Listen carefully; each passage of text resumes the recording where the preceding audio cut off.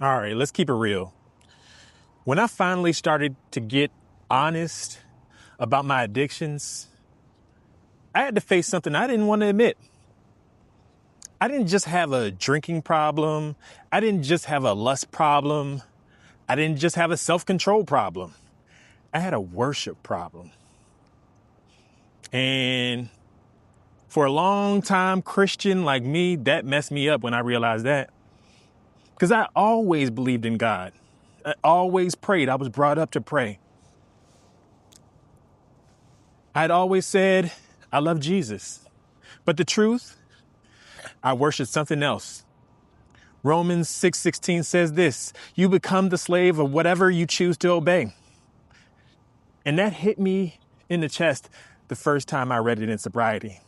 Because I realized I had been obeying alcohol, obeying lust, obeying feelings, obeying cravings. And whatever you obey becomes your master. That's worship.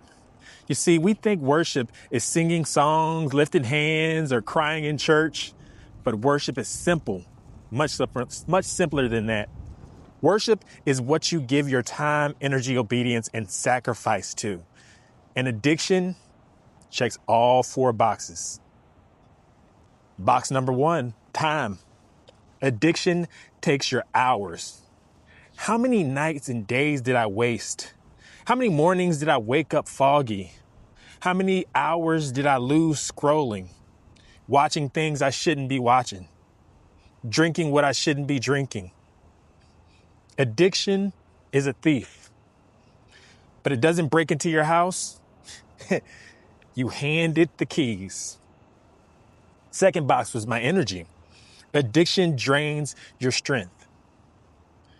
I wasn't tired because I was busy. I was tired because I was bound. Your addiction doesn't just attack your morality, it attacks your vitality. It weakens you spiritually. It steals the energy you need to pray, lead, love, work, and grow. That's worship. Because whatever drains you owns you. Third box, obedience. Addiction tells you what to do. Thinking back, that one hurt. I used to think I was in control. But let me tell you something real. When you feel a craving, when you get that pull, when you feel that thing calling your name and you obey it, you're not just struggling, you're worshiping. And I had to be honest with myself. My addictions were my gods. Not because I loved it, but because I obeyed it.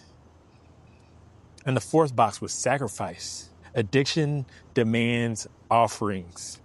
People think sacrifice is just a holy word. No, sacrifice is a neutral word. You can sacrifice for God or you can sacrifice for your addiction.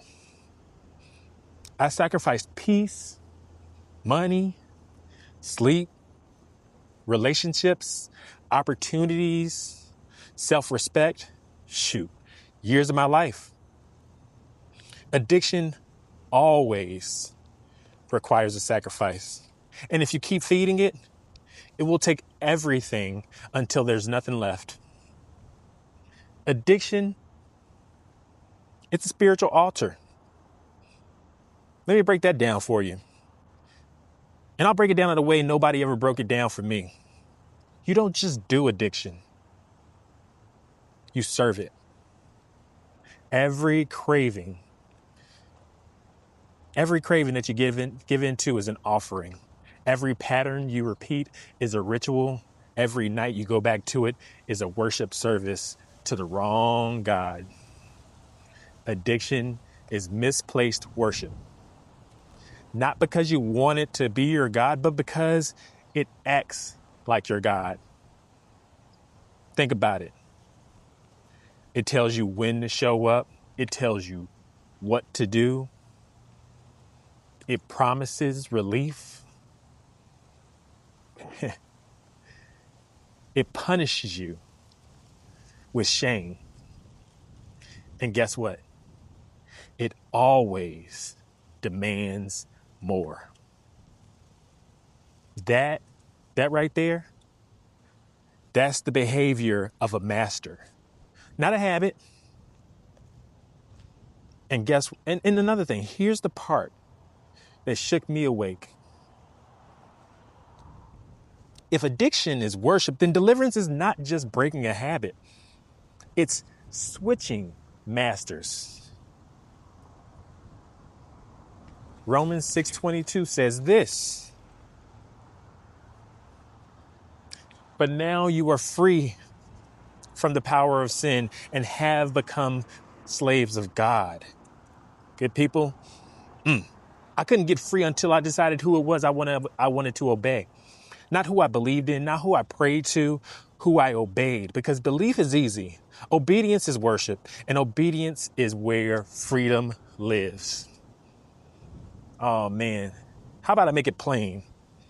Again, the way that nobody made it plain for me. You don't beat addiction with willpower. You beat it with worship and realigning how you worship.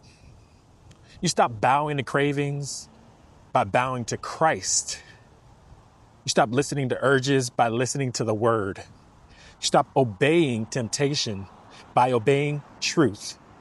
And you stop sacrificing to sin by sacrificing your life to God. Sobriety didn't just save my life. It redirected my worship.